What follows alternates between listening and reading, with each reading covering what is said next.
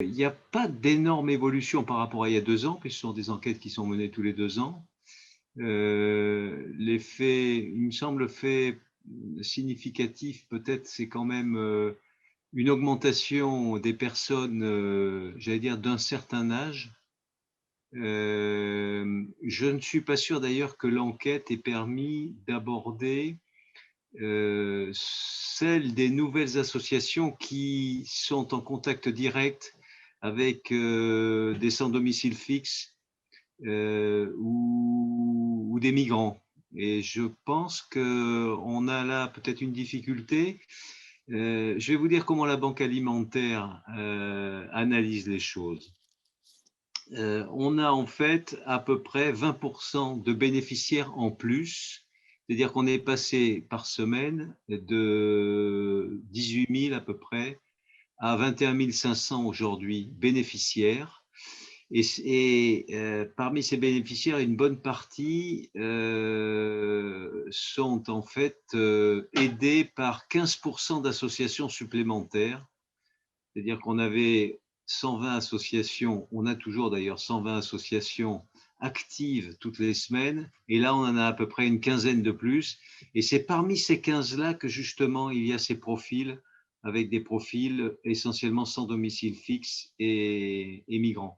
Voilà, donc pas d'énorme évolution, mais quand même, ce que ressent la Banque alimentaire, c'est qu'il y a un besoin supplémentaire.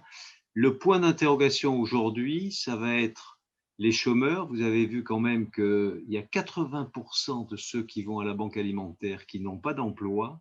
Parmi ces 80% de mémoire, c'était 27 ou 28% qui sont au chômage. Et ces 27 ou 28%, que vont-ils devenir dans les semaines qui viennent? C'est probablement là qu'est la plus forte interrogation. Si la pandémie touche en fait non plus seulement des personnes qui avaient des métiers un peu précaires et qui ont été aidées, ça risque en fait d'être un peu différent dans les mois qui viennent. Parmi les 200 associations qui ont été interrogées, dont seulement un tiers ont répondu, enfin seulement, je ne sais pas, ça dépend comment on regarde les choses, je ne suis pas sûr justement que le sondage ait véritablement interrogé les associations, j'allais dire un peu nouvelles, qui sont dans des, comment dire, dans des aides très liées, elles, à la pandémie. Et que donc, en fait, elles ont plutôt eu affaire à des associations, me semble-t-il, hein, je vais vers le même constat que vous, elles ont plutôt été, me semble-t-il, vers des associations, c'est-à-dire qui ont un agir plus traditionnel. La précarité aujourd'hui, celle qui, en fait, je dirais pas saute aux yeux, mais celle qui se différencie de celle d'hier, c'est essentiellement, je le répète, des SDF, donc ce que vous rapportez, des sans domicile fixe, et des migrants qui sont aussi en fait des sans domicile fixe pour la plupart, puisqu'ils sont en attente en fait de papiers et d'un logement notamment. Donc c'est pour ça qu'il y a pas mal de facteurs qui me font dire le travail du CSA, qui est certainement un travail très en profondeur, a été fait essentiellement sur des associations qui sont plutôt dans un cadre traditionnel que dans un cadre très lié à la pandémie. Non, elle ne sert pas à rien parce qu'il y a des éléments intéressants. Il y a par exemple 51% des personnes qui, dans l'année, sortent en fait du système pour être remplacées par d'autres personnes. Et ça, c'est un élément important. Et tant mieux, je veux dire. Heureusement qu'il y a une part importante de personnes qui sortent du système d'aide alimentaire, même si l'autre côté de la pièce, si vous voulez, le côté face, c'est que il y en a un certain nombre d'autres qui rentrent et c'est à peu près les mêmes proportions. Et c'est même des proportions aujourd'hui plus importantes compte tenu du contexte. C'est la difficulté, si vous voulez, d'une enquête sur laquelle, en fait, le CSA est au bon vouloir, j'allais dire, de ceux qui répondent. Et ceux qui répondent, eh ben, c'est un échantillonnage. Je ne crois pas que ce soit une enquête scientifique. C'est une enquête qui prend en fait en compte des éléments qui sont collectés auprès d'associations qui ont presque, entre guillemets, la gentillesse de répondre. Mais je pense qu'une enquête scientifique avec des chiffres qui sont des échantillonnages scientifiques ne seraient probablement pas dans ces valeurs-là. Donc il y a des tendances quand même, hein. Vous savez, la tendance avec euh,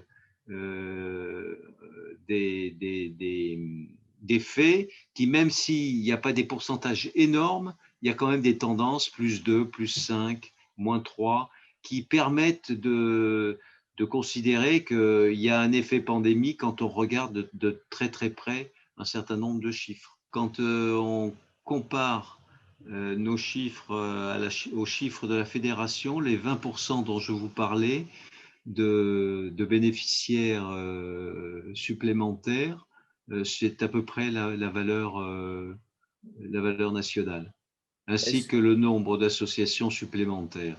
La Gironde est une grande banque alimentaire en France parce qu'en en fait, elle a une très grande tradition et elle a une organisation qui, au fur et à mesure des années, ben, s'est consolidée et s'est amplifiée. Donc, on représente des informations que l'on a comparées à toutes les informations qu'on a pu récolter des communes, des autres associations et autres. On représente par exemple les 2 tiers des aides des maraudes sur la métropole de Bordeaux. Donc en fait, on a une action qui est capable en fait d'être plus que représentative, si vous voulez. C'est une action qui, dans certains domaines, est vraiment majoritaire. Si vous voulez, quand je vais aux distributions le lundi ou le mardi soir aux étudiants, ce qui m'inquiète, c'est le comportement. C'est qu'en dehors de recevoir de l'alimentation, même si on a essayé et d'autres étudiants jouent bien le jeu, c'est-à-dire ce sont des étudiants qui donnent aux étudiants pour la plupart, euh, on sent les personnes dans une difficulté très fondamentale, quoi, très très fondamentale. Et oui, oui, c'était absolument inquiétant, bien sûr, c'est inquiétant. Une autre chose je vais regarder de près d'ailleurs les chiffres, une autre chose qui m'inquiète, c'est que on dit que de plus en plus de retraités ont une difficulté sur le plan de l'alimentation.